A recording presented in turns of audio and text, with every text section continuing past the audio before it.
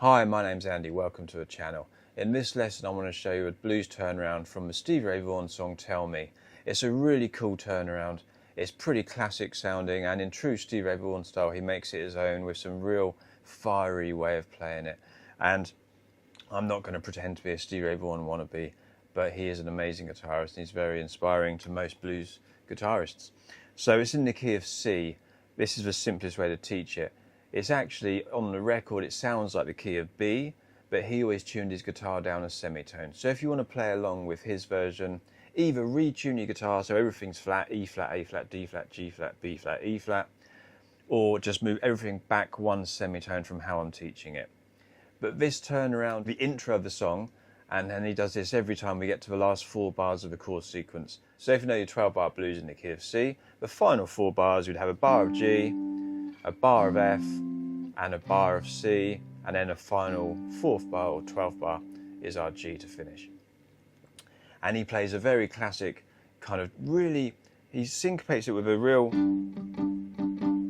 sort of slightly muted, almost staccato sounding.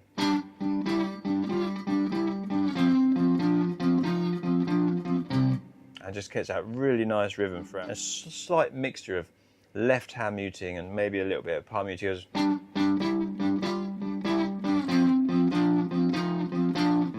But he's got a really big sound. He notoriously used very, very heavy strings.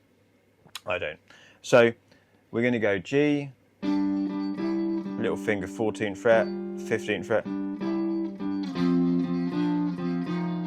There's our F chord. When we get to the C chord, hit the power chord.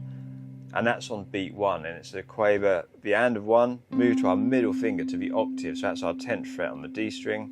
And it's going to go between 2 chord tones, the C, the 3rd, the E, so that's the 9th fret on the G string. When we get back to this one, we start walking up the G string in semitones, and finishing on the 12th fret on the G string. And then he goes into 2 chords to finish.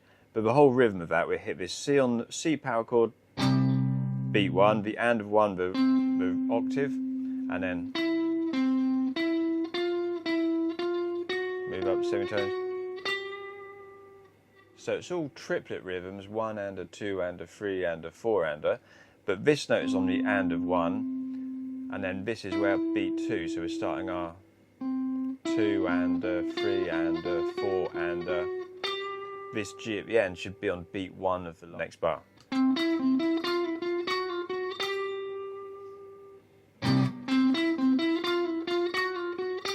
Because of the speed he plays it and the way Stevie Ray Vaughan plays, do those as pull-offs, it sounds really smooth.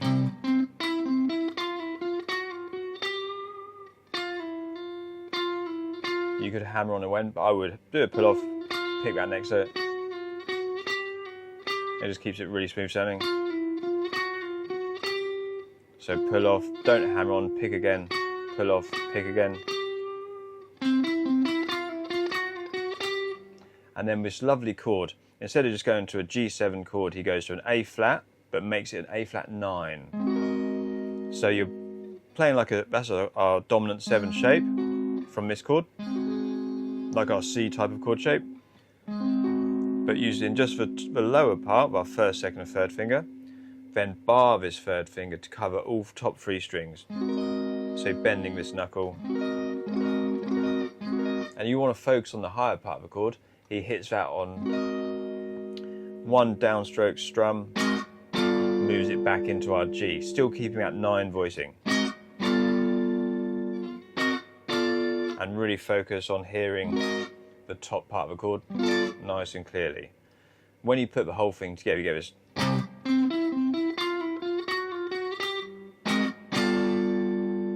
then you go back into the chord sequence. And that's the whole thing. It's a really cool turnaround. You could make it really simple and just go up. If you're struggling to get that chord shape, you could just do the top part, don't worry about the bass note, because sometimes this bass note can drag the other's fingers out of position a little bit and mute them a little bit. Or just use 1 finger. Just get the higher voicing. Just these 3 strings on top still sound right, because you've got the 7th, the 9th and the 5th of the chord on top. So you could go, and that sounds okay. Obviously not as full sounding as hitting the whole chord, but it still sounds right. So practice getting it really smoothly linked. Those are the last 4 bars. G, F, C.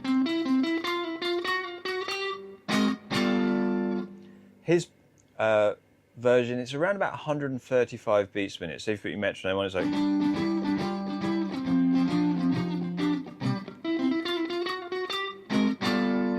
So it's quite a testing pace to get it really smooth, but have fun with it, play around with it. I hope you've enjoyed the lesson. If you have, please give me a like, give me a thumbs up, give me a subscribe, and I'll see you again soon.